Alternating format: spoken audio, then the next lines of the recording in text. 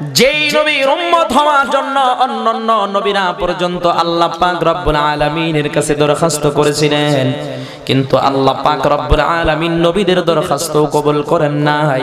আল্লাহ পাক রব্বুল আলামিন আপনাকে আমাকে সেই নবীর উম্মত বিনা দরখাস্তে বানাইছেন। জোরে জোরে চিৎকার মেরে বলেন না সুবহানাল্লাহ।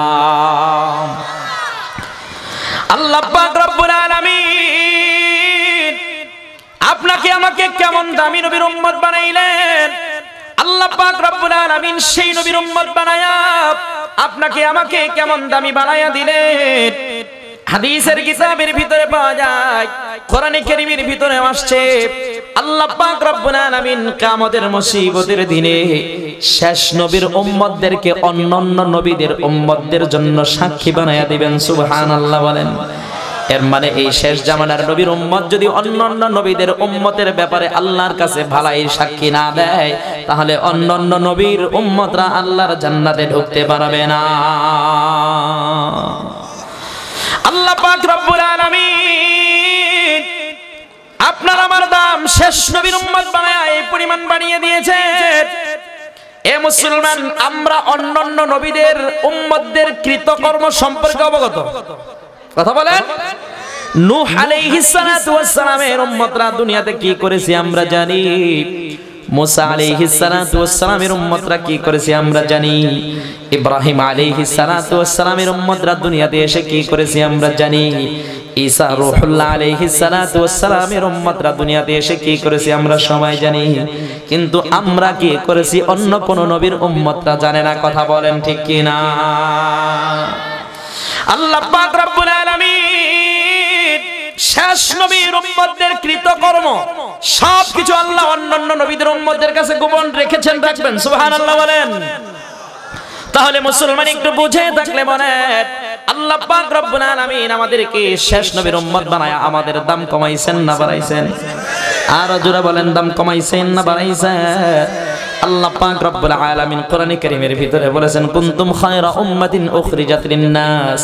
মুসলমান, আল্লাহ পাক রব্বুল আলামিন বলেন যে আল্লাহ পাক রব্বুল আলামিন নিজেই আমাদের মর্যাদার ঘোষণা কোরআনে কারীমের ভিতরে দিয়েছেন। আল্লাহ কোরআনের ভিতরে আমাদের মর্যাদার ঘোষণা দিয়ে আল্লাহ নিজেও আমাদেরকে সম্মানিত করেছেন। এ মুসলমান, যেই নবীর উম্মত হওয়ার কারণে আপনার আমার দাম বেড়ে গেল, যেই নবীর উম্মত হওয়ার কারণে আপনি আর আমি এই দুনিয়ায় এত মর্যাদা পাইলাম, এই দুনিয়াতেও সম্মান পাইলাম, পরকালের জিন্দেগিতেও সম্মান পাবো, ওই নবীকে ভালোবাসা দরকার আছে না নাই? এই জোরে বলেন, আছে না নাই?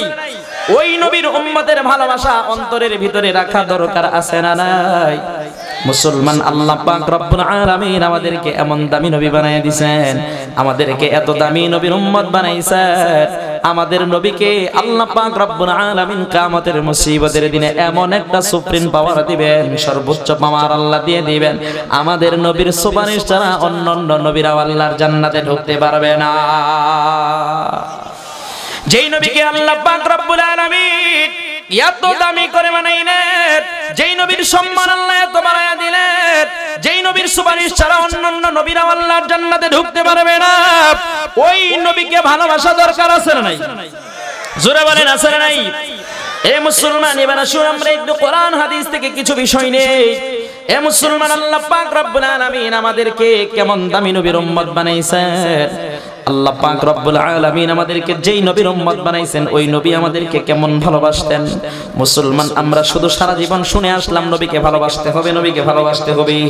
এবার আসুন আজকে একটু আমরা জানি নবীর অন্তরে উম্মতের প্রতি কি পরিমাণ ভালোবাসা বিদ্যমান ছিল, আছে এবং কিয়ামতের দিনও থাকবে।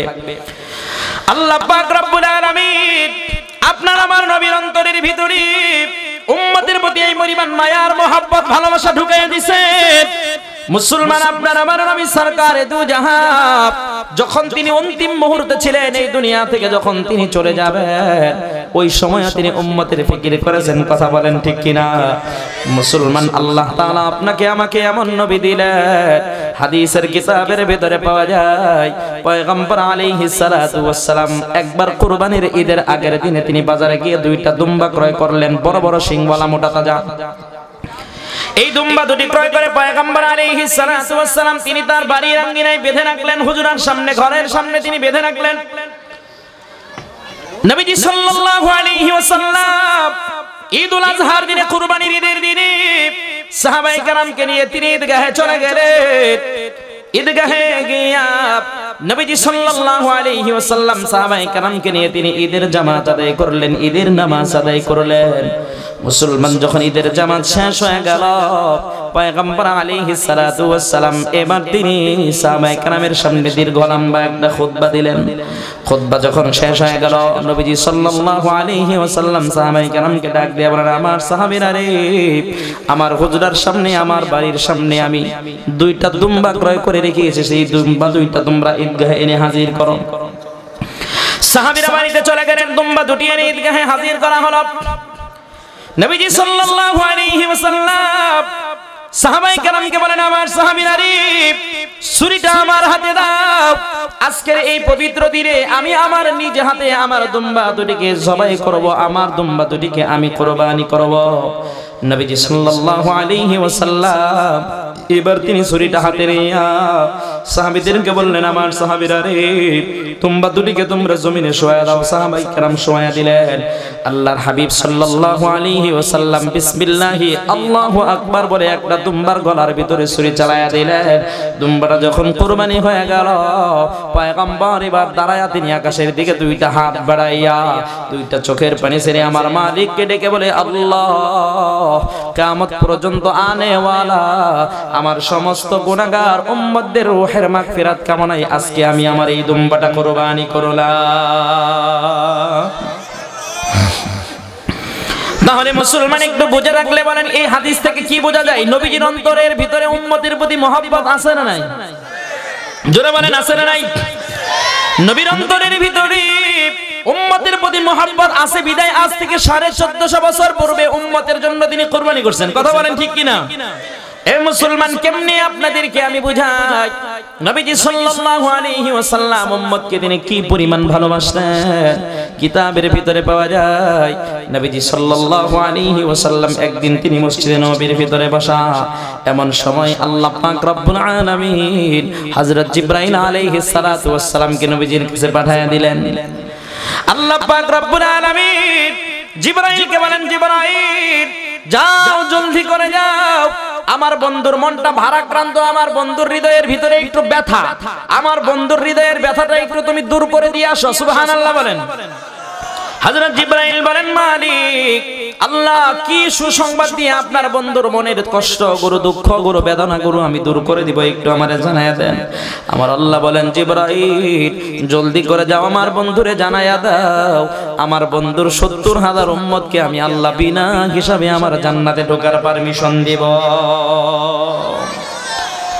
হযরত জিবরাইল আলাইহিস সালাতু ওয়াস সালাম সাথে সাথে তিনি পয়গম্বরের কাছে চলে আসলেন।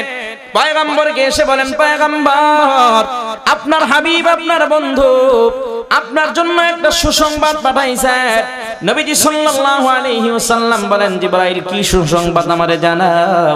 জিবরাইল বলেন, পয়গম্বর, আপনার হাবিব আপনারে সুসংবাদ দিয়েছেন, আপনার উম্মতের 70,000 মানুষেরা বিনা হিসাবে আল্লাহর জান্নাতে ঢুকবে। সুবহানাল্লাহ বলেন।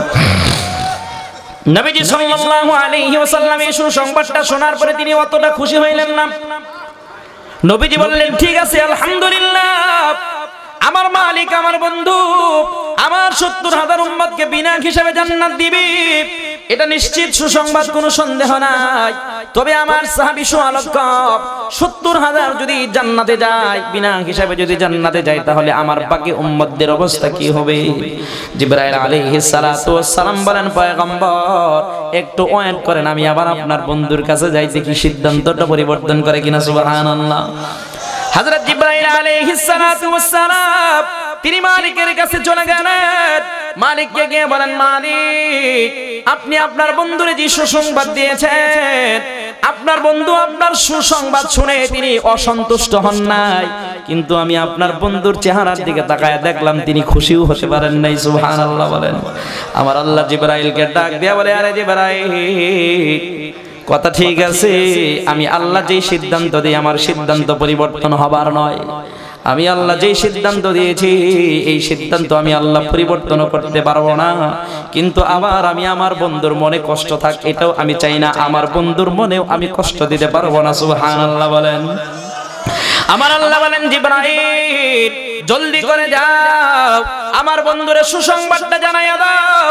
আমি আল্লাহ আগে যেই 70,000 বিনা হিসাবে জান্নাতি ঘোষণা করেছিলাম, ওই 70,000-এর এক একজন 70,000 করে নিয়ে আমার জান্নাতে বিনা হিসাবে ঢুকবে। আর একটু আসতে বলেন সুবহানাল্লাহ।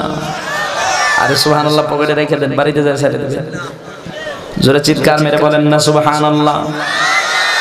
এ মুসলমান এবার একটু বুঝে থাকলে বলেন, পয়গম্বরের অন্তরের ভিতরে উম্মতের প্রতি মায়া মোহাব্বত ভালোবাসা কম ছিল না বেশি ছিল?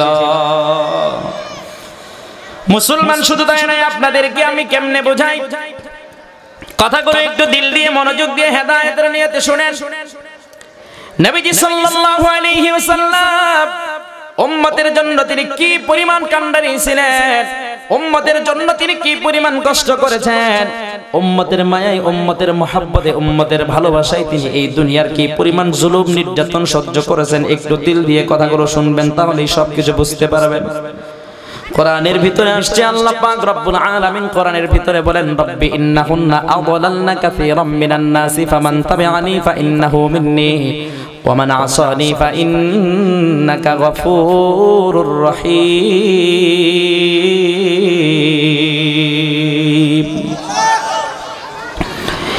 এই যে কোরআনের এই আয়াতটা, এটা মূলত ইব্রাহিম আলাইহিস সালাতু ওয়াস সালামের দোয়া। হযরত ইব্রাহিম আলাইহিস সালাতু ওয়াস সালাম একবার তিনি আল্লাহ পাক রব্বুল আলামিনের কাছে দোয়া করতেছিলেন, আল্লাহ আমার উম্মতের অধিকাংশদেরকে মূর্তিরা গোমরাহ করে ফেলছে, পথভ্রষ্ট করে ফেলছে। রব্বুল আলামিন আল্লাহ আমার উম্মতের মুষ্টিময় কিছু মানুষ যারা আমাকে মেনেছে, আমাকে অনুসরণ করেছে, আমাকে রাসূল হিসেবে বিশ্বাস করেছে, তোমার রব, তুমি যে রব, তোমার একত্ববাদের স্বীকৃতি দিয়েছে, তোমাকে রব হিসেবে মেনেছে। রব্বুল আলামিন আমার এই উম্মতগুলো তো কিয়ামতের দিন আমার দলভুক্ত হবে, কিন্তু আমার উম্মতের যারা গোমরাহ হয়ে গেল, যারা ভ্রষ্ট হয়ে গেল, আল্লাহ যারা হেদায়েতের পথ গ্রহণ করলো না, তোমাকে চিনলো না, তোমাকে মানলো না, রব্বুল আলামিন আল্লাহ আমার এই উম্মতদের অবস্থা কি হবে? আল্লাহ তুমি বড় দয়াবান, তুমি বড় দয়াশীল, তুমি বড় মায়াশীল। আয় আল্লাহ তুমি গফফার, তুমি গফুর, তোমার চাইতে বড় দয়ার আধার আর কেউ নাই, তোমার চাইতে বড় মহব্বত করে নেওয়ালা, ভালোবাসনেওয়ালা আর কেউ নাই। মালিক আল্লাহ তোমার রহমান নামের উসিলায় তুমি আমার এই উম্মতদেরকে মাফ করে দিও। আল্লাহ তুমি এদেরকে হেদায়েতের মানা পড়ায়া দিও। পয়গম্বর ইব্রাহিম আলাইহিস সালাতু ওয়াস সালাম এই দোয়াটা বলে বলে আল্লাহর কাছে দোয়া করতেছিলেন।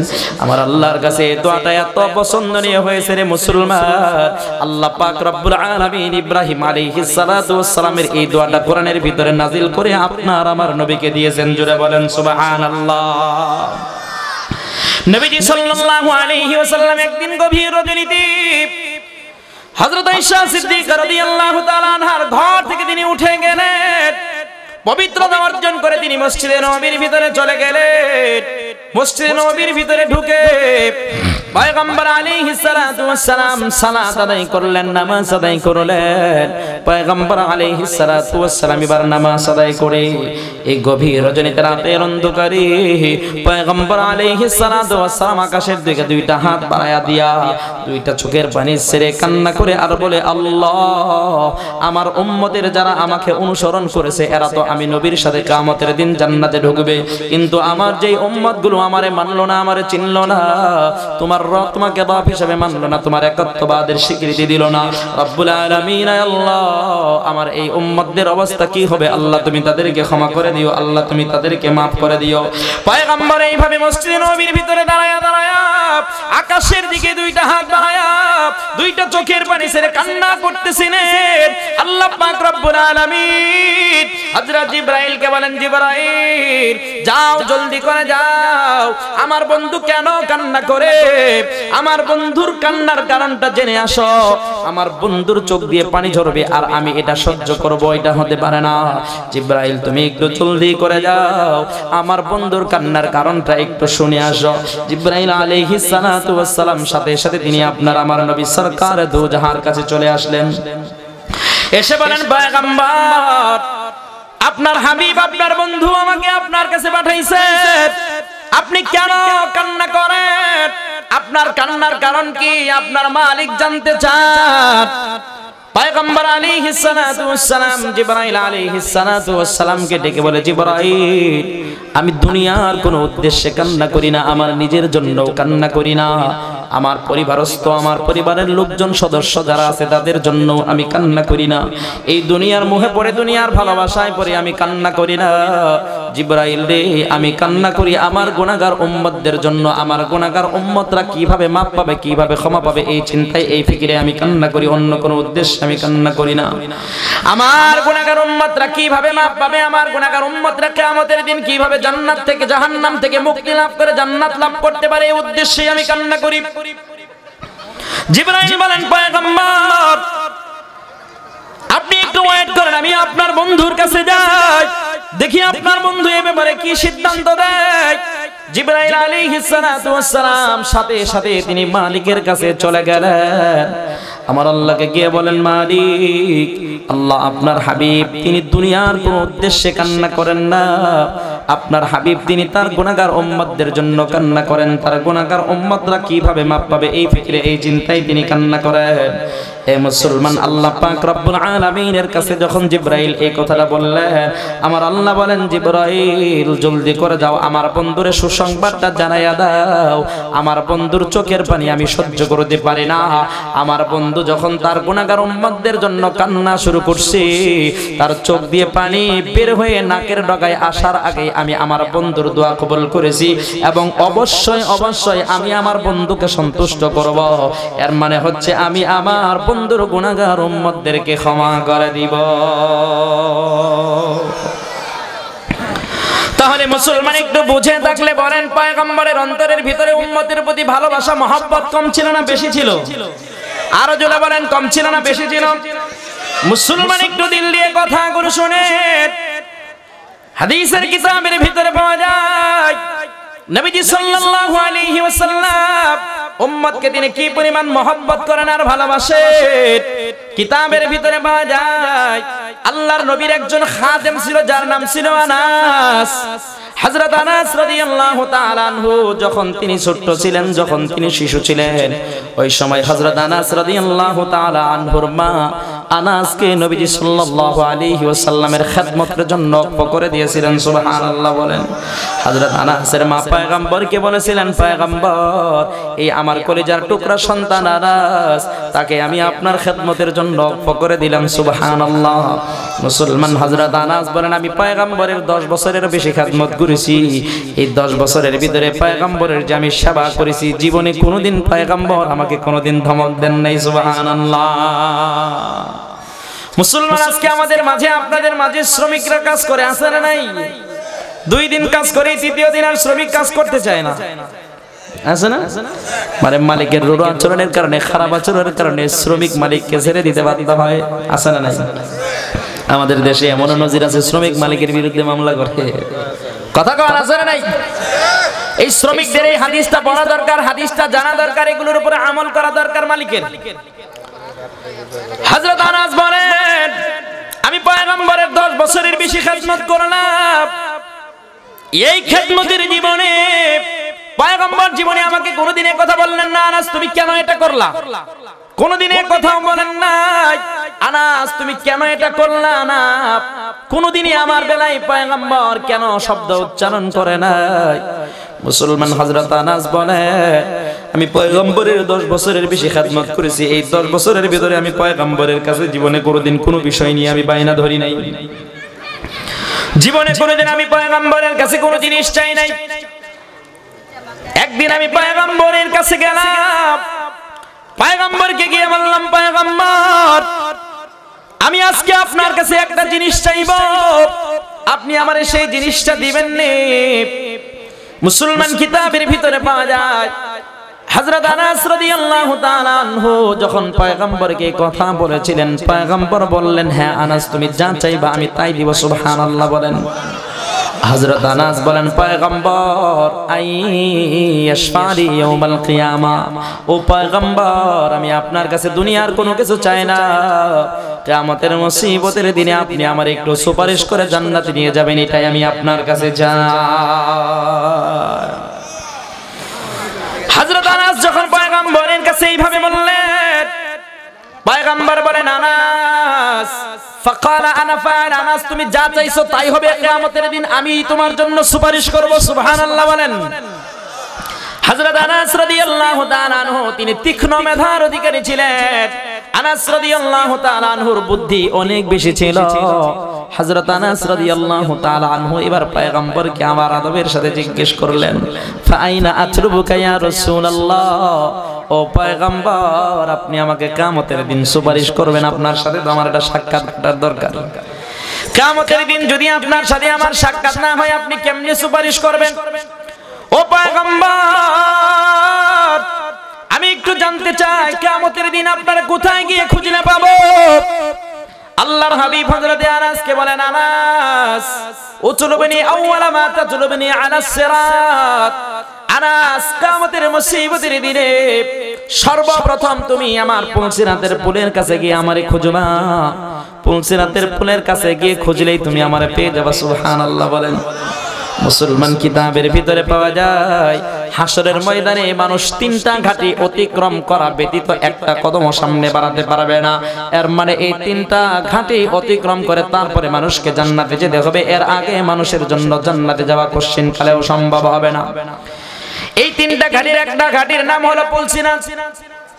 কিতাবের ভিতরে পাওয়া যায় পুলসিরাতটা দুই রকম হবে।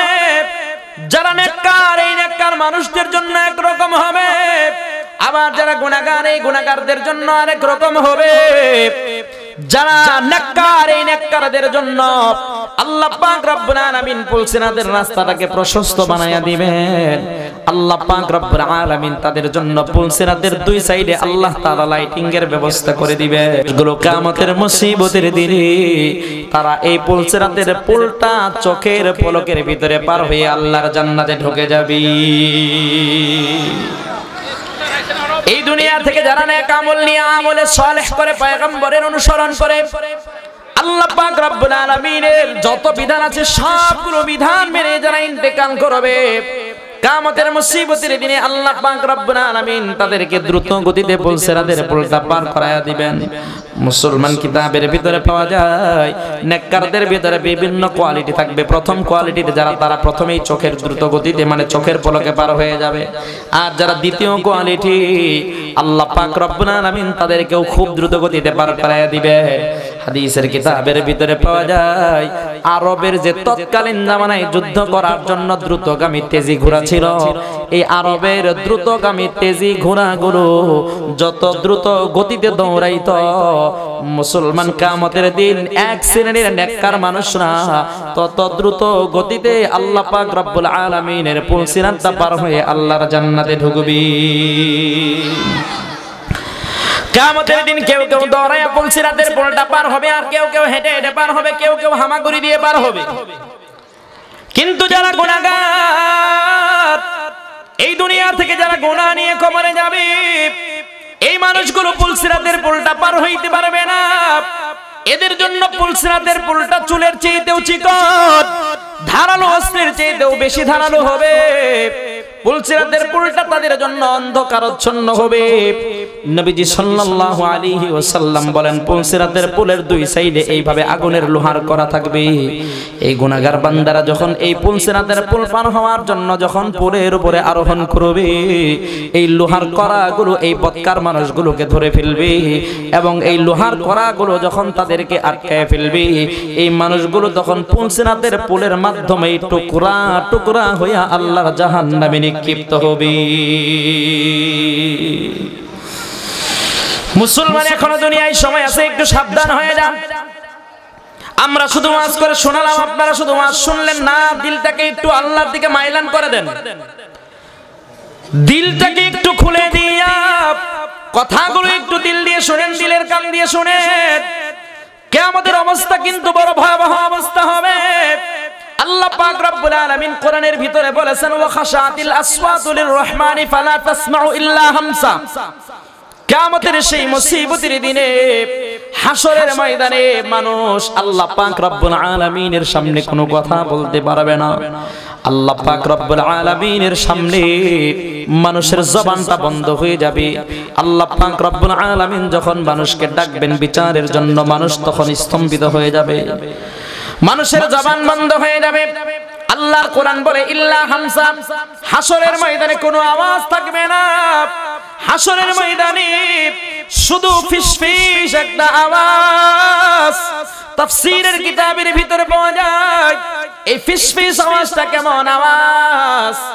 নবীজি সাল্লাল্লাহু আলাইহি ওয়াসাল্লাম বলেছেন যে হাসরের ময়দানে সবগুলো মানুষের মুখে শুধু একটা শব্দই উচ্চারিত হবে, আল্লাহুম্মা সাল্লিমনি, আল্লাহুম্মা সাল্লিমনি। আল্লাহ তুমি আমারে মাফ করে দাও, আল্লাহ তুমি আমারে ক্ষমা করে দাও। এই শব্দটাই শুধু মানুষের মুখে উচ্চারিত হবে, আর কোনো শব্দ মানুষের মুখে থাকবে না।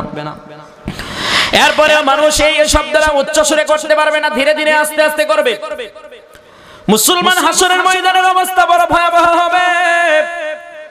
এই দুনিয়া থেকে যারা গুনাহ নিয়ে কবরে যাবে, কিয়ামতের দিন তারা বড় মুসিবতের ভিতরে পড়ে যাবে। হাসরের দিন, হাসরের ময়দানে তারা বড় মুসিবতের ভিতরে পড়ে যাবে। আল্লাহ পাক রব্বুল আলামিনের সামনে যখন বান্দাকে দাঁড়াতে হবে, তখন বান্দা দুনিয়ার জীবন নিয়ে চিন্তা করবে, ফিকির করবে। কিন্তু সেদিন বান্দা চিন্তা করলেও ফিকির করলেও আর কোনো লাভ হবে না। মুসলমান বিস্তারিত বলার সময় নাই। আল্লাহ পাক রব্বুল আলামিন কোরআনে কারীমের এক আয়াতের ভিতরে বলেন, যারা গুনাহগার, গুনাহ করার কারণে আল্লাহ পাক রব্বুল আলামিন এই গুনাহগারদেরকে যখন জাহান্নামের আগুনে নিক্ষেপ করবেন, এই মানুষগুলো যখন জাহান্নামের আগুনে পুড়তে পুড়তে তাদের দেহটা যখন কয়লা হয়ে যাবে, ওই সময় বান্দা জাহান্নামের ভিতর থেকে চিৎকার করে করে বলবে ওয়াহুম ইয়াসতারিখুন, চিৎকার করে করে বলবে ওয়াহুম ইয়াসতারিখুনা ফিহা রাব্বানা আখরিজনা না'মাল সালিহান ইন্না মুকিনুন। আল্লাহ পাক রব্বুল আলামিনকে চিৎকার করে করে বলবে, আল্লাহ তুমি আরেকবার আমাদেরকে দুনিয়াতে পাঠাও, আরেকবার যদি দুনিয়ায় যেতে পারি তাহলে নেক আমল করে নেক আমলের বোঝা নিয়ে তারপরে তোমার কাছে এসে হাজির হব। আমার আল্লাহ বলবেন আওয়ালাম নুআম্মিরকুম মা ইয়াতাযাক্কারু ফীহি মান তাযাক্কারা ওয়া জাআকুমুন নাযীর। আল্লাহ বলবেন আরে না ফরমান, আর সুযোগ নাই। আমি আল্লাহ তোরে দুনিয়াতে আমার পথ চেনার জন্য, আমাকে চেনার জন্য আমি লম্বা হায়াত দিয়েছিলাম। বান্দা তোর কাছে আমি নবী পাঠাইছি, রাসূল পাঠাইছি, আহলে হক হক্কানি আলেমদেরকে তোর কাছে পাঠাইয়া দিছি। বান্দারে তুই তাদের কথা শুনিস নাই, তাদের কথা মেনে তুই তোর দুনিয়ার জিন্দেগি পরিচালনা করিস নাই। বান্দা আজকে আর কোনো সুযোগ নাই দুনিয়াতে যাওয়ার, আর কোনো সুযোগ নাই, তুই জাহান্নামের আগুনে যন্ত্রণাদায়ক শাস্তি ভোগ কর। মুসলমান সেই হাসরের ময়দান কিন্তু মানুষের জন্য বড় ভয়াবহ অবস্থা হবে। হাসরের ময়দানের কথা চিন্তা করে এই দুনিয়াতে আপনার আমার চলাফেরা করা দরকার। এই দুনিয়ার জীবনে আপনার আমার হাসরের কথা মনে রেখে তারপরে সামনের দিকে অগ্রসর হওয়া দরকার। হযরত আনাস রাদিয়াল্লাহু তাআলা আনহু পয়গম্বর আলাইহিস সালাতু ওয়াস সালামকে বললেন, পয়গম্বর হাসরের ময়দানের অবস্থাটা বড় ভয়াবহ অবস্থা হবে। ও পয়গম্বর এই হাসরের ময়দানে আপনারে আমি কোথায় গিয়ে খুঁজলে পাবো? আল্লাহর হাবিব বলেন, আনাস হাসরের ময়দানে সর্বপ্রথম তুমি আমারে পুলসিরাতের পুলের কাছে গিয়ে খুঁজবা। পুলসিরাতের পুলের কাছে গিয়ে তুই খুঁজলেই তুমি আমারে পেয়ে যাবা। আমি সেখানেই দাঁড়িয়ে থাকবো। আমার গুনাহগার উম্মত যদি সেখানে মুসিবতে পড়ে, আমি পয়গম্বর আমার গুনাহগার উম্মতদের মুসিবত গুলোকে সেদিন দূর করে দিব। হযরত আনাস পয়গম্বরকে আবার বললেন, পয়গম্বর ফাইন লাম আলকাকা আলাস সিরাত, যদি আপনারে আমি পুলসিরাতের পুলের কাছে যদি না পাই, কোথায় গেলে পাবো? আল্লাহর হাবিব বলেন, উতলুবনি ইনদাল মিজান। আনাস তুমি যদি আমারে পুলসিরাতের পুলের কাছে না পাও, তাহলে তুমি মিজানের পাল্লার কাছে গিয়ে খুঁজবা। মিজানের পাল্লার কাছে গিয়ে খুঁজলেই তুমি আমারে পেয়ে যাবা। জোরে জোরে চিৎকার মেরে বলেন না সুবহানাল্লাহ। হযরত আনাস বলেন, আবার পয়গম্বর ফাইনলাম আলকাকা ইনদাল মিজান, যদি আপনারে আমি মিজানের পাল্লার কাছেও না পাই, আর কোথায় গিয়ে খুঁজলে আমি পাবো? পয়গম্বর বলেন উতুলুবনি ইনদাল হাউস। পয়গম্বর বলেন আনাস, তুমি যদি আমারে মিজানের পাল্লার কাছেও না পাও, তাহলে তুমি আমারে হাউজে কাউসারের কাছে গিয়ে খুঁজবা। কারণ আল্লাহ পাক রব্বুল আলামিন কিয়ামতের দিন আমাকে হাউজে কাউসারের মালিক বানায়া দিবেন। আমি পয়গম্বর আমার নিজ হাতে হাউজে কাউসার থেকে পানি উঠায়া আমার উম্মতদেরকে আমি পান করাবো। নবীজি বললেন আনাস, তুমি আমারে হাউজে কাউসারের কাছে গিয়ে খুঁজবা। হাউজে কাউসারের কাছে গিয়ে খুঁজলেই তুমি আমারে পেয়ে যাবা। মুসলমান একটু বুঝে থাকলে বলেন, এই হাদিস থেকে এটা বোঝা যায় কিনা যে উম্মতের প্রতি নবীজির মহব্বত হাসরের ময়দানেও বিদ্যমান থাকবে? কথা কয় না, থাকবে কিনা? মুসলমান কিতাবের ভিতরে পাওয়া যায় হাসরের ময়দানে পয়গম্বর আলাইহিস সালাতু ওয়াস সালামের একটা উম্মত যদি জাহান্নামের আগুনে জ্বলে, পয়গম্বর একটা উম্মতকে জাহান্নামে রেখে তিনি আল্লাহর জান্নাতে ঢুকবেন না। উলামায়ে কেরাম যারা আছে আলেমরা হলো কাদের ওয়ারিস? কথা কোন কাদের ওয়ারিস? নবীদের ওয়ারিস। হাদিসের কিতাবের ভিতরে পাওয়া যায় নবীজি সাল্লাল্লাহু আলাইহি ওয়াসাল্লাম বলেছেন, ইয়াশফাউ ইয়াউমাল কিয়ামাতি সালাস। আল্লাহর হাবিব সাল্লাল্লাহু আলাইহি ওয়াসাল্লাম বলেন, কিয়ামতের মুসিবতের দিনে আল্লাহ পাক রব্বুল আলামিনের সামনে তিন শ্রেণীর মানুষ কথা বলার অনুমতি পাবে। হাসরের ময়দানে তিন শ্রেণীর মানুষ আল্লাহ পাক রব্বুল আলামিনের সামনে দাঁড়ায়া অন্যান্য মানুষদের জন্য সুপারিশ করবে। সুবহানাল্লাহ বলেন। তিন শ্রেণীর ভিতরে প্রথম শ্রেণীর মানুষ নবীজি বলেন আল আম্বিয়া, নবীরা। দ্বিতীয় নম্বরে নবী বলেন ওয়াস-শুহাদা, আল্লাহর রাস্তায় যারা যুদ্ধ করতে গিয়ে শহীদ হয়েছে, এই শহীদরাও মানুষ, সাধারণ মানুষকে সুপারিশ করে করে জান্নাতে নিয়ে যাবে। সুবহানাল্লাহ। তৃতীয় নম্বরে নবীজি বলেন উলামা, উলামায়ে কেরাম, তারাও সাধারণ মানুষকে সুপারিশ করে করে জান্নাতে নিয়ে যাবে। এ মুসলমান একটু বুঝে থাকলে বলেন, যেই মানুষগুলোর আলেমদের সাথে কোনো সম্পর্ক নাই, এই মানুষগুলোর জন্য কিয়ামতের দিন আলেমরা সুপারিশ করবে নাকি? তাহলে মুসলমান কিয়ামতের মুসিবতের দিনে যদি আপনি আলেমদের সুপারিশ পাইতে চান, আলেমদের সাথে সুসম্পর্ক রাখা দরকার আছে না নাই? এই জোরে বলেন, আছে না নাই?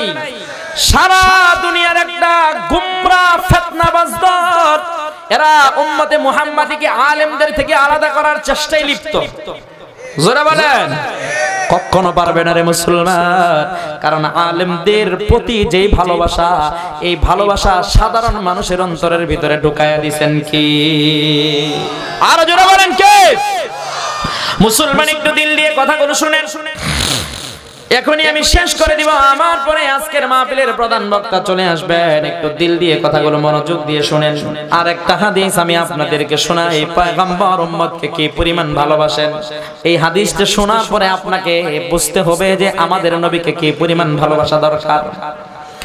কিতাবের ভিতরে পাওয়া যায় আল্লাহর হাবিবের প্রাণের প্রিয়তমা স্ত্রী হযরত আয়েশা সিদ্দিকা রাদিয়াল্লাহু তাআলা আনহা, নবীজি সাল্লাল্লাহু আলাইহি ওয়াসাল্লামের বড় প্রাণের প্রিয়তমা স্ত্রী। নবীজি সাল্লাল্লাহু আলাইহি ওয়াসাল্লাম হযরত আয়েশা সিদ্দিকা রাদিয়াল্লাহু তাআলা আনহাকে তিনি বড় বেশি ভালোবাসতেন। হযরত আয়েশা সিদ্দিকা রাদিয়াল্লাহু তাআলা আনহা তিনি বলেন, আমার স্বামী আমাকে অত্যন্ত অনেক বেশি ভালোবেসেছে। মুসলমান কিতাবের ভিতরে পাওয়া যায় নবীজি সাল্লাল্লাহু আলাইহি ওয়াসাল্লামের চাইতে আদর্শ স্বামী আসমানের নিচে জমিনের উপরে আর কেউ নাই। কথা বলেন ঠিক কিনা? নবীজি সাল্লাল্লাহু আলাইহি ওয়াসাল্লাম একদিন হযরত আয়েশার ঘরে ঢুকলেন, ঢুকে দেখেন আয়েশা মেসওয়াক করতেছেন। সুবহানাল্লাহ বলেন। নবীজি বলেন, আয়েশা তোমার মেসওয়াকটা আমারে দাও। আয়েশার মেসওয়াকটা নিয়া নবীজি সাল্লাল্লাহু আলাইহি ওয়াসাল্লাম মেসওয়াক করলেন। সুবহানাল্লাহ বলেন। মুসলমান এটা একটা গুরুত্বপূর্ণ সুন্নাত। স্ত্রীর মেসওয়াক দিয়ে স্বামী মেসওয়াক করবে, স্বামীর মেসওয়াক দিয়ে স্ত্রী মেসওয়াক করবে। হাদিসের ভিতরে আসছে এই যে আপনি মেসওয়াক করলেন, মেসওয়াক করার কারণে একটা সুন্নাত আদায় হয়ে গেল। নবীজি বলেন মান তামাসসাকা বিসুন্নতি ইনদা ফাসাদি উম্মতি ফালাহু আজরু মিয়াতি শাহীদ। আল্লাহর হাবিব বলেন যারা আমার একটা সুন্নাত মানবে, আল্লাহ পাক রব্বুল আলামিন একটা সুন্নতের বিনিময়ে আমার উম্মতের আমলনামায় 100 গলাকাটা শহীদের সওয়াব লিখে দিবেন। তাহলে এই যে গুরুত্বপূর্ণ একটা সুন্নতের কথা বললাম, সুন্নতটার উপরে আমল করা যাবে তো ইনশাআল্লাহ? জোরে বলেন না ইনশাআল্লাহ? স্ত্রী মেসওয়াক দিয়ে যদি স্বামী মেসওয়াক করে, স্বামীর মেসওয়াক দিয়ে যদি স্ত্রী মেসওয়াক করে, তাহলে মুসলমান ফায়দা কি হবে জানেন? মাঝখান থেকে একটা সুন্নত আদায় হবে। সুন্নতটা তো আদায় হলো কথা ঠিক, কিন্তু সুন্নত আদায়ের সাথে সাথে স্বামী স্ত্রী দুইজনের মাঝে ভালোবাসার বন্ধনটা আল্লাহ মজবুত করে দিবেন। পারবেন তো ইনশাআল্লাহ? মুসলমান হযরত আয়েশা সিদ্দিকা রাদিয়াল্লাহু তাআলা আনহা বলেন যে পয়গম্বর আমার ঘরে এসে আমার মেসওয়াক দিয়ে একদিন মেসওয়াক করেছেন। হযরত আয়েশা বলেন মাঝে মাঝে পয়গম্বর যখন আমার ঘরের ভিতরে ঢুকতেন, আমি পয়গম্বরের উরু মুবারকের উপরে শুয়ে পড়তাম আর পয়গম্বরের চেহারার দিকে তাকায়া তাকায়া মিটমিট করে হাসতাম আর বলতাম পয়গম্বর আপনার এই নুরানি জবান থেকে আল্লাহ পাক রব্বুল আলামিন আপনার উপরে যে কোরআন নাযিল করেছেন, আমার একটু কোরআন তিলাওয়াত করে শোনান। হযরত আয়েশা বলেন মাঝে মাঝে পয়গম্বর আমার উরুর উপরে শুয়ে পড়তেন। পয়গম্বর আলাইহিস সালাতু ওয়াস সালাম আমার উরুর উপরে শুইয়া আমাকে বলতেন আয়েশা তুমি একটু আমারে তোমার জবান দিয়ে কোরআন তিলাওয়াত করে শোনাও। সুবহানাল্লাহ বলেন। আজকে বাড়িতে গিয়ে এই সুন্নতটার উপরে আমল করবেন তো ইনশাআল্লাহ? স্ত্রীর উপরে শুইবেন, আবার স্ত্রীকেও আপনার ওর উপরে শোয়াবেন। মাঝে মাঝে আপনি তারে তিলাওয়াত শোনাবেন, সেও আপনাকে তিলাওয়াত শোনাবে। সুন্নত আদায় হবে। একটা সুন্নতের কারণে আমলনামায় 100 গলাকাটা শহীদের সওয়াব লেখা হবে। মাঝখান থেকে স্বামী স্ত্রীর ভালোবাসার বন্ধন মজবুত হবে। কথা বলেন ঠিক কিনা? জোরে বলতে হবে ঠিক কিনা? এই অনেকেই চিন্তা করতেছে, এই যে কথাবার্তা করতেছে, কয় হুজুর সাবধান, স্ত্রীর উপরে সমুদ্র বহু পরের কথা, পিটনা পিটনি কইরে তো খাওয়ার সময় পায় না। আছে না নাই? কথা বলেন আছে না নাই? আমাদের সমাজের ভিতরে স্বামী স্ত্রী দুইজনের ভিতরে কলহ দ্বন্দ্ব ফাসাদ। হ্যাঁ, আমাদের সমাজে এক শ্রেণীর স্বামীরা আছে এরকম, বাহিরে আরেক বেড়ার লগে ঝগড়া লাগছে, বাজারে ঝগড়া হইছে আরেক বেড়ার লগে, এই বেড়ার লগে ঝগড়া কইরে খোলাইতে পারছে না। এখন মনের জাল তো মিটা নাই, বেড়ার লগে ঝগড়া লাগছে, এখন মনের জাল তো মিটছে না, কারণ সে বেড়ার লগে ঝগড়া করে সে পারছে না। মনে মনে চিন্তা করছে আজকে বাড়িতে যাইয়া লই, ঝগড়া করে দেখালে জাল মিটাইতে পারলাম না, যাই বউর সাথে জাল মিটাবো। আছে না নাই? কথা বলেন আছে না নাই? বাড়িতে ঢুইকা স্ত্রী যাই বলে হে কোনো কথাই ভালো লাগে না, কয় কথা বলিস না, খবর কিন্তু খারাপ, বাজারে কিন্তু ঝগড়া করে আইছি, তোরেও কিন্তু সাইজ করে ফেলবো। কথা বলেন আছে না নাই? ভাই এগুলো কাপুরুষতা। কি এগুলো? কথা বলেন এগুলোর নাম কি? কাপুরুষতা। আল্লাহ পাক রব্বুল আলামিন মহিলাদেরকে দুনিয়াতে পাঠায়, মহিলাদের মাধ্যমেই এই দুনিয়ার সৌন্দর্য বৃদ্ধি করেছেন। সুবহানাল্লাহ বলেন। স্বামী সারাদিন বাহিরে পরিশ্রম করবে, সারাদিন পরিশ্রান্ত ক্লান্ত হইয়া সন্ধ্যাবেলায় যখন স্বামী বাসায় ফিরে স্ত্রীর চেহারা যখন দেখে, তখন সাথে সাথে সারা দিনের ক্লান্তি স্ত্রীর চেহারা দেখার কারণে দূর হয়ে যায়। কথা বলেন ঠিক কিনা? জোরে বলতে হবে ঠিক কিনা? আর যদি মহিলারা ভালো বংশের মেয়ে হয়, একটু শিক্ষিত হয়, যদি স্বামী প্রেমী হয়, সারাদিন পুরুষ মানুষ বাহিরে পরিশ্রম করে সন্ধ্যাবেলায় যখন বাসায় ফিরে যদি ভালো মন মানসিকতার হয়, তাহলে স্বামীর চেহারার দিকে তাকায় হাসে, আঁচলটা দিয়ে একটু স্বামীর কপাল মুখটা একটু মুছে দেয়। কথা বলেন ঠিক কিনা? কসম করে বলতে পারি মুসলমান, একজন পুরুষ বাহিরে যত পরিশ্রম পরিশ্রান্তই হোক না কেন, যত ক্লান্তই হোক না কেন, ঘরে যাওয়ার পরে যদি তার স্ত্রী তার কাপড়ের আঁচল দিয়ে তার চেহারাটা মুছে দিতে পারে, তার চেহারার দিকে তাকায় যদি সুন্দর একটা ভালোবাসা সুলভ কথা বলতে পারে, হাসতে পারে, তাহলে এই সুন্দর একটা আচরণের কারণে এই স্বামীর সারা দিনের ক্লান্তি 1 সেকেন্ডে দূর হয়ে যাবে। কথা বলেন হবে কি হবে না? কথা বলেন হবে কি হবে না? আমাদের সমাজের এক শ্রেণীর মায়েরা আছেন এরকম, ওনারাও খুব কঠোর স্বভাব প্রকৃতির হয়ে থাকে, স্বভাব কঠোর প্রকৃতির হয়ে থাকে। অনেক মায়েরা এমন আছেন স্বামীর সাথে সারাদিন ঝগড়া ফাসাদ বিবাদেই লিপ্ত থাকে। কথা বলেন আছে না নাই? আরেক লোক এখন আমাদের সমাজে ঢুকেছে, স্বামীকে ঘরে রেখে অনেক মা বোনেরা আছে আরেক ছেলের সাথে বিল্ডিং বাড়ি। আছে না? কথা বলেন আছে না নাই? পরক্রিয়ায় লিপ্ত। মনে রাখতে হবে, যেই মহিলা স্বামীকে ঘরে রেখে পরক্রিয়া করে আরেকজনের সাথে প্রেমে লিপ্ত হয়, এই নারীর পেট থেকে কোনোদিন সুসন্তান দুনিয়াতে আসতে পারে না, আসবে না। এই জন্য পুরুষ ভাইরা আপনারা যারা আছেন, আপনারা আপনাদের স্ত্রীদেরকে ঘরে রেখে পরক্রিয়ায় লিপ্ত হবেন না। পারবেন তো ইনশাআল্লাহ? এগুলোর কারণে বদনাম তো আছেই, ইজ্জত তো দুনিয়াতে নষ্ট হবেই। আল্লাহ পাক রব্বুল আলামিন আপনার আগামীর সিলসিলাকে নষ্ট করে দিবেন। পরক্রিয়ার কারণে আগামীর সিলসিলা নষ্ট হয়ে যায়। মনে রাখতে হবে, বাবা যদি জিনাখোর হয়, ওই বাবার ঔরস থেকে যে সন্তান দুনিয়া আসবে, সেই সন্তানও বেশি একটা ভালো সন্তান হবে না, ভালো সন্তান না হওয়ার সম্ভাবনাই কম। এজন্য মুহতারাম, ভালো সন্তান তার ঔরস থেকে দুনিয়াতে না আসারই সম্ভাবনা বেশি।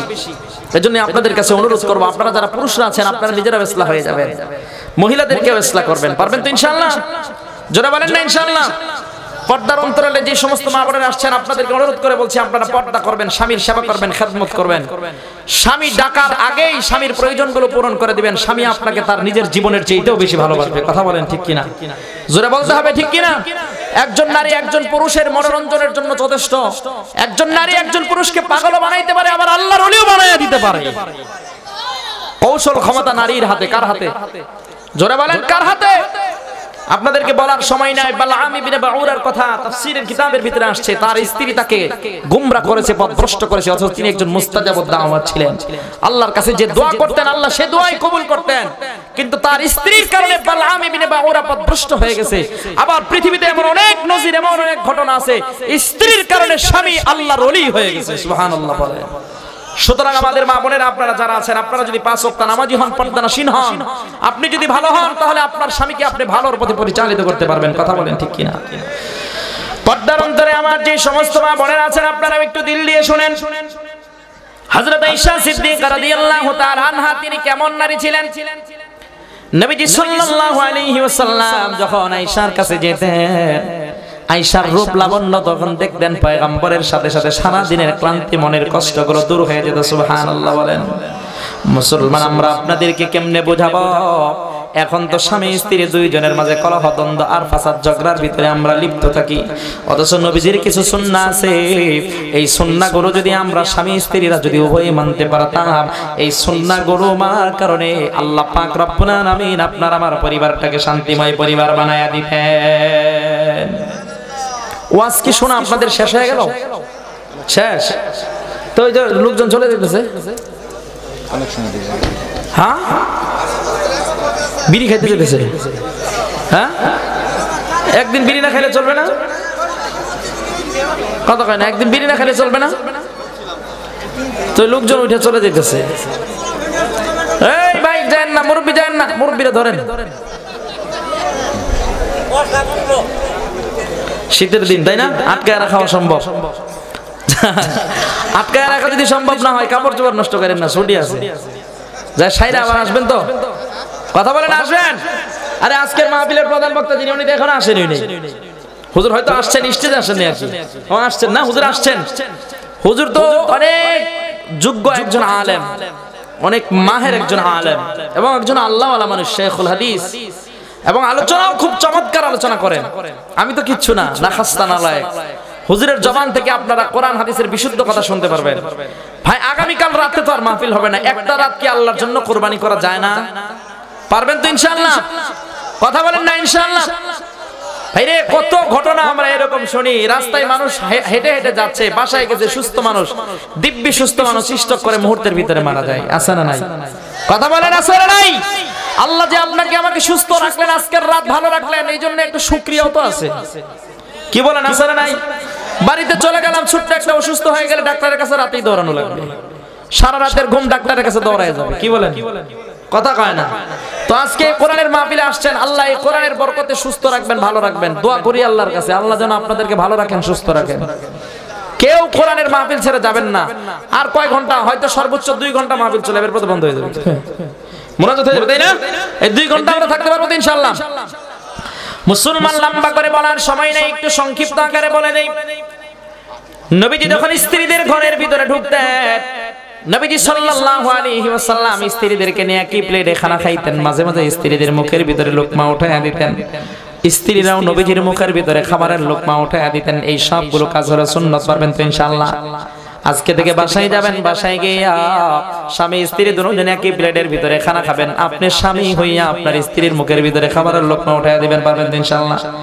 নবীজি বলেন, স্বামী যদি স্ত্রীর মুখের ভিতরে একটা খাবারের লোকমা উঠায়া দেয়, আল্লাহ স্বামীর আমলনামায় একটা সদকার সওয়াব লিখে দেয়। সুবহানাল্লাহ জোরে বলেন। আমার স্ত্রী যদি স্বামীর মুখের ভিতরে খাবারের লোকমা উঠায়া দেয়, আল্লাহ পাক রব্বুল আলামিন স্ত্রীর আমলনামায়ও একটা সদকার সওয়াব লিখে দেন রে মুসলমান। শুধু তাই নয়, স্বামী স্ত্রীর চেহারার দিকে তাকায় হাসলেও ইবাদত, স্ত্রী স্বামীর চেহারার দিকে তাকায় হাসলেও ইবাদত। সুবহানাল্লাহ। নবীজি বলেন, কোন স্ত্রী যদি স্বামীকে একটু আনন্দ বিনোদন দেওয়ার জন্য স্ত্রীর চেহারার দিকে তাকায় সুন্দর করে একটা হাসি দেয়, হাসি দেওয়ার কারণে স্ত্রীর মুখের যতগুলো দাঁত বের হবে, প্রত্যেকটা দাঁতের কারণে স্ত্রীর আমলনামায় একটা করে সদকার সওয়াব লিখে দেওয়া হবে। অন্য হাদিসের ভিতরে পাওয়া যায়, স্ত্রীর এক একটা দাঁতের বিনিময়ে স্ত্রীর আমলনামায় এক একটা করে উমরার সওয়াব লিখে দেওয়া হবে। সুবহানাল্লাহ বলেন। তাহলে পর্দার অন্তরালে যে সমস্ত মা বোনেরা আছেন, আপনাদের কি আমলগুলো দিয়ে গেলাম, আমলগুলো করবেন। আল্লাহর কসম করে বলতে পারি, স্বামী আর স্ত্রী যদি নবীজির এই সুন্নাহগুলোর উপরে আমল করে, জীবনে কোনোদিন স্বামী স্ত্রী দুইজনের মাঝে কলহ দ্বন্দ্ব হবে না। হাদিসটা সংক্ষিপ্ত আকারে শেষ করে দিচ্ছি। হযরত আয়েশা বলেন, নবীজি একদিন আমার ঘরের ভিতরে ঢুকলেন, আমি দেখলাম নবীজির মনটা বড় ভালো।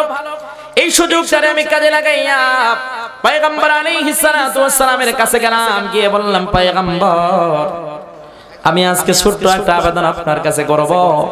আল্লাহর হাবিব বললেন, আয়েশা, তুমি আমার প্রাণের প্রিয়তমা স্ত্রী, কলিজার টুকরা, তোমার কি আবেদন আমার কাছে বলো, আমি পুরা করে দেব। সুবহানাল্লাহ বলেন।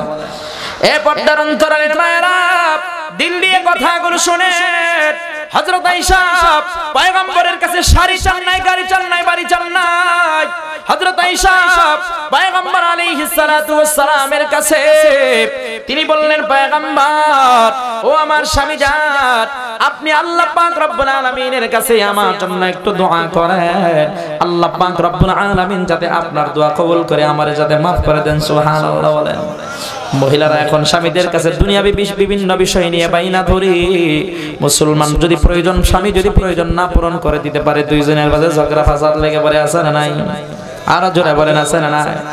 হযরত আয়েশা যখন পয়গম্বরের কাছে দোয়া চাইলেন, পয়গম্বর আয়েশার জন্য দোয়া করলেন, বললেন, আল্লাহ, তুমি আমার আয়েশা আগের এবং পরের, প্রকাশ্যে এবং গোপনে জীবনে যত প্রকার গুনাহ করেছি, সবগুলো গুনাহ তুমি maaf করে দাও। মুসলমান কিতাবের ভিতরে লিখি, হযরত আয়েশা যখন পয়গম্বরের কাছে এইভাবে দোয়া চাইলেন, পয়গম্বর আলাইহিস সালাতু ওয়াস সালাম যখন দোয়া করলেন, হযরত আয়েশা এই দোয়া শুনে পয়গম্বর আলাইহিস সালাতু ওয়াস সালামের উরু মুবারকের উপরে তিনি পড়ে গেলেন। সুবহানাল্লাহ বলেন। হাসতে হাসতে পড়ে গেলেন। আল্লাহর নবী বলেন, আয়েশা, আজকে আমি তোমার জন্য দোয়া করলাম, আমার একদিনের দোয়া শুনি তুমি এই পরিমাণ খুশি হইলা, খুশি হইয়া আনন্দে আত্মহারা হইয়া হাসতে হাসতে তুমি আমার কুল মুবারকে পড়ে গেলা। আয়েশা রে, মনে রেখো, আজকে আমি তোমার জন্য যেইভাবে দোয়া করেছি, আমার প্রত্যেকটা গুনাহগার উম্মতদের জন্য এইভাবে আমি দৈনিক কমপক্ষে 5 বার আল্লাহর কাছে দোয়া করি। তাহলে মুসলমান একটু বুঝে থাকলে বলেন, পয়গম্বরের অন্তরের ভিতরে উম্মতের প্রতি মুহাব্বত ভালোবাসা ছিল কি ছিল না? ওই নবীকে আপনার আমার ভালোবাসা দরকার আছে না নাই? নবীর ভালোবাসায় কে কে মুখে দাঁড়িয়ে রাখতে পারবেন? দুটি হাত তুলে আল্লাহকে দেখায় দেন, নারায়ে তাকবীর। পারবেন তো ইনশাআল্লাহ? হাত নামান্নে মুসলমান, নবীর ভালোবাসায় নবীর সুন্নাত গুলোকে মানতে হবে, নবীর ভালোবাসায় নবীর আদর্শে আদর্শবান হতে হবে। পারবো তো ইনশাআল্লাহ? নবীর ভালোবাসায় আমরা মিথ্যা কথা ছেড়ে দিব, গীবত শিকায়াত পরনিন্দা চুগলখড়ি ছেড়ে দিব। নবীর ভালোবাসায় আমরা 5 ওয়াক্ত নামাজ সঠিকভাবে পড়ব, পারবো তো ইনশাআল্লাহ? নবীর ভালোবাসা আমরা যদি পাইতে চাই, উলামায়ে কেরামের সাথে সুসম্পর্ক রাখবো, পারবো তো ইনশাআল্লাহ? মুসলমান নবীজি হাদিস পাকের ভিতরে বললেন, সাদকাতু তারুদ্দুল বালা।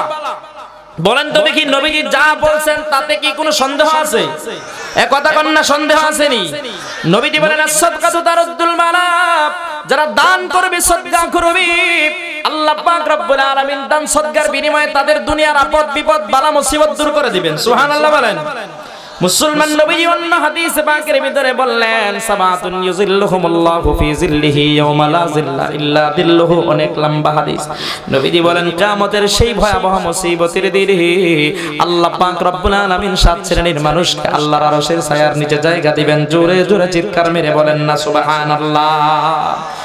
এই 7 শ্রেণীর মানুষের ভিতরে পয়গম্বর বলেন এক শ্রেণীর মানুষ হলো রাজুলুন তাসাদদাকা বিসাদকাতিন ফাআখফাহা হাত্তা লা তা'লামু শিমালুহু মা তুনফিকু ইয়ামিনুহু। নবীজি বলেন এই দুনিয়ার জমিনে যারা দান করবে, এখানে হাদিসের ভিতরে গোপনে দানের কথা আসছে, কোন কোন হাদিসের ভিতরে প্রকাশ্যে দানের কথা আছে। নবীজি বলেন যারা আল্লাহর রাস্তায় দান করবে, সদকা করবে, আল্লাহ পাক রব্বুল আলামিন দান সদকার বদৌলতে কিয়ামতের দিন তাদেরকে আল্লাহর আরশের ছায়ার নিচে জায়গা দিবে। আল্লাহ পাক রব্বুল আলামিন কোরআনে কারীমের ভিতরে বলেন হে দুনিয়ার মানুষ, ইয়া আইয়ুহাল্লাযীনা আমানু আনফিকু মিম্মা রাযাকনাকুম। আল্লাহ বলতেছেন দুনিয়ার মানুষ, আমি আল্লাহ তোমাদেরকে দুনিয়াতে যেই রিজিক দিলাম, তোমাদের এই প্রদত্ত রিজিক থেকে তোমরা আমার রাস্তায় খরচ করো। বলেন আল্লাহ যেই কাজ করতে বলছে, যদি বান্দা সেই কাজ না করে তাহলে বান্দা কি মালিকের প্রিয় পাত্র হতে পারবে? জোরে বলেন পারবে নাকি? আল্লাহ যেটা বান্দাকে করতে বলছেন, বান্দা যদি সেই কাজ করে তাহলে ওই বান্দা মালিকের প্রিয় পাত্র হবে। কথা বলেন ঠিক কি না? আল্লাহ পাক রব্বুল আলামিন অন্য আয়াতের ভিতরে বলেন মান জাআ বিল হাসানাতি ফালাহু আশরু আমসালিহা। আল্লাহ বলেন বান্দা আমার রাস্তায় তুমি এক দিবা, আমি আল্লাহ তোমার বিনিময়ে 10 দিব। সুবহানাল্লাহ। আরো জোরে বলতে হবে সুবহানাল্লাহ। ছোট্ট একটা ঘটনা আমি আপনাদেরকে শোনাই। আল্লাহর নবীর চাচাতো ভাই, আমার আল্লাহর নবী সাল্লাল্লাহু আলাইহি ওয়াসাল্লামের মেয়ের জামাতা হযরতে আলী রাদিয়াল্লাহু তাআলা আনহু, উনি একদিন ওনার কলিজার টুকরা সন্তান হযরত হাসান রাদিয়াল্লাহু তাআলা আনহুকে সাথে নিয়ে তিনি তার বাড়ির আঙ্গিনায় উঠানে কাজ করতেছিলেন। এমন সময় হযরত আলীর কাছে একজন ভিক্ষুক এসে হাত বাড়ায়া দিলেন, বললেন আলী রে, তোমরা তো নবীর সাহাবী, আমরা শুনেছি নবীর সাহাবীরা নাকি সব সময় নিজের উপরে অন্যকে প্রাধান্য দেয়। সুবহানাল্লাহ বলেন। হযরত আলী বলেন হ্যাঁ, তুমি যা শুনছো তা সঠিকই শুনছো। ভিক্ষুক বলে আলী, আমি জানি তুমি গরীব, তোমার চাইতেও আমি বেশি গরীব। আমার ঘরে খাবার নাই, আমার স্ত্রী উপবাস করে, আমার সন্তানটা উপবাস করে। আলী রে, তোমার কাছে যদি কিছু থাকে তাহলে তুমি আমার একটু দান করো। সুবহানাল্লাহ বলে। হযরত আলী বলেন হাসান, তুমি যাও তোমার মায়ের কাছে গিয়ে বলো তোমার মায়ের কাছে আমি ঋণ পরিশোধ করার জন্য 6 দিরহাম রেখে আসছি, সেখান থেকে একটা দিরহাম দিতে বলো, আমি এই ফকিরকে দান করব। সুবহানাল্লাহ। হযরত হাসান ফাতেমাকে গিয়ে বলেন ও মা, বাবা বলছেন আপনার কাছে বাবা নাকি 6 দিরহাম রেখে গেছেন, সেখান থেকে একটা দিরহাম দিতে বলছেন, তিনি ফকিরকে দান করবেন। সুবহানাল্লাহ বলেন। ফাতেমা বলেন হাসান, তোমার বাবারে গিয়ে বলো তোমার। হাসান এবার গিয়ে বলে বাবা, মার কাছে চাইলাম, মা দিতে চাইলো না। হযরত আলী বলে হাসান, তুমি আবার যাও তোমার মায়ের গিয়ে বলো এবার 1 দিরহাম না 6 দিরহাম ওই যেন দেয়, এই 6 দিরহাম আমি এই ফকিরকে দান করে দিব। হযরত হাসান এবার এই 6 দিরহাম নিয়ে আলীর কাছে হাজির হলেন। হযরত আলী ফকিরকে এই 6 দিরহাম দান করে দিলেন। ফকির হাসি মুখে চলে গেলেন। সুবহানাল্লাহ। আলীর নো চিন্তা নো ফুর্তি, কোনো চিন্তা নাই, কারণ আলী তো জানে মালিকের কথা কোনোদিন মিথ্যা হতে পারে না। সেটা বলেন পারে নাকি? আলী তো জানে মালিকের কথা সত্য। আলী অপেক্ষায় আছে আল্লাহ তারে 6 এর বিনিময়ে কত দিবে। কথা বলেন কত দিবে? 60 দিবে। 1 এর বিনিময়ে যদি 10 দেয় তাহলে 6 এর বিনিময়ে কত? জোরে বলতে হবে কত? হযরত আলী অপেক্ষা করতেছিলেন। অল্প সময়ের ভিতরে আল্লাহর নবীর একজন সাহাবী সুন্দর একটা উট নিয়ে আলীর সামনে দিয়ে হেঁটে যায়। আলী অবাক দৃষ্টিতে উটটার দিকে তাকায়া থাকে। আল্লাহর নবীর সাহাবী বলে আলী, উটটার দিকে তুমি এত গভীর দৃষ্টিতে তাকায় আছো, তোমার পছন্দ হয়েছে নাকি? হযরত আলী বলে পছন্দ হইলে কি করার, পকেটে তো টাকা নাই, আমি তো কিনতেও পারবো না। ওই আল্লাহর নবীর সাহাবী বলেন আলী রে, তুমি যদি কিনতে চাও, তোমার টাকা না থাকলেও আমি তোমারে বাকিতে হইলেও দিব, বাকিতে হইলেও তোমার কাছে বিক্রি করব। সুবহানাল্লাহ বলেন। দুইজনে মিলে দাম দর ঠিক করলেন। 140 দিরহাম। কত দিরহাম? জোরে বলেন কত? 140 দিরহাম। দাম দর যখন ঠিক হয়ে গেল, হযরতে আলী রাদিয়াল্লাহু তাআলা আনহু তার কাছ থেকে উটটা বাকিতে ক্রয় করলেন, বললেন যখন আমার হাতে টাকা পয়সা আসবে তখন তোমার ঋণ পরিশোধ করে দিব। সাহাবীও রাজি হয়ে গেলেন। হযরত আলী উটটা কিনে তিনি তার বাড়ির আঙ্গিনায় উঠানের ভিতরেই উটটাকে তিনি মজবুত করে বেঁধে রাখলেন। একটু পরে আল্লাহর নবীর আরেকজন সাহাবী হযরত আলীর বাড়ির সামনে দিয়ে যায়। আলীকে ডাক দিয়া বলে, আলী রে, তোমার ঘরের সামনে এত সুন্দর উট, এই উটটা তুমি কোথায় পেলা একটু জানতে চাই। হযরত আলী বলে, আমি উটটাকে ক্রয় করেছি। সাহাবী বলে, তোমার উটটা বড় সুন্দর। আলী বলে, তোমার পছন্দ হয়েছে নাকি? কহ হয়েছে। কই তাহলে আমি বিক্রি করব, তুমি কিনবানি বলো। সাহাবী বলে, আমি কিনতে রাজি। আলী বলে, তাহলে দাম দর ঠিক করে নাও। দুইজনে মিলে দাম দর ঠিক করে নিল 200 দিরহাম। সুবহানাল্লাহ। কত দিরহাম ঠিক করে নিছেন? সূরা বলেন কত দিরহাম? 200 দিরহাম দাম দর ঠিক হয়ে গেল। এবার হযরতে আলী সাহাবীকে বলতেছেন, আল্লাহর নবীর সাহাবী, তোমার কাছে আমি উটটা বিক্রি করব, তবে নগদ মূল্য দিতে হবে, আমি বাকিতে বিক্রি করতে পারবো না। সাহাবী বলেন, অবশ্যই আমি তোমাকে নগদ মূল্য পরিশোধ করে দিব। হযরতে আলী বললেন, তাহলে ঠিক আছে, তোমার কাছে উটটা বিক্রি করলাম, আমার 200 দিরহাম দিয়ে দাও।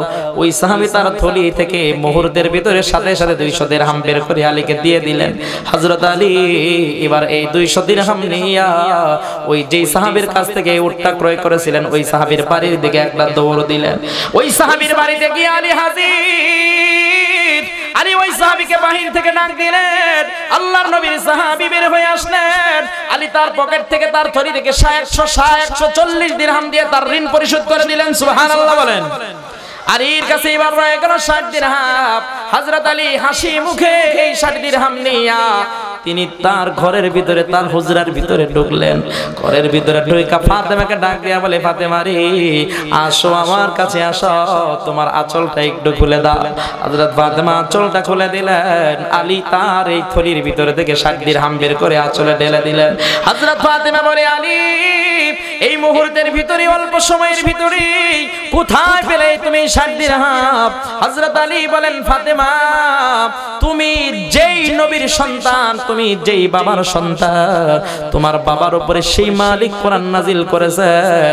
ওই মালিক কোরআনে কারীমের ভিতরে বলেছেন, মানজা আবিল হাসানাতি ফালাহু আশরু আমসালিহা। আল্লাহর রাস্তায় যে এক দিবে আল্লাহ তারে 10 দিবে। তোমার বাবার জবান থেকে আমি শুনছি, আল্লাহর রাস্তায় এক দিলে আল্লাহ 10 দেয়। একটু আগে তোমার কাছ থেকে যেই 6 দিরহাম নিয়ে আমি ফকিরকে দান করেছি, আমার আল্লাহ এই মুহূর্তের ভিতরে এই 6 দিরহামের বিনিময়ে আমারে 60 দিরহামের মালিক বানায়া দিছে।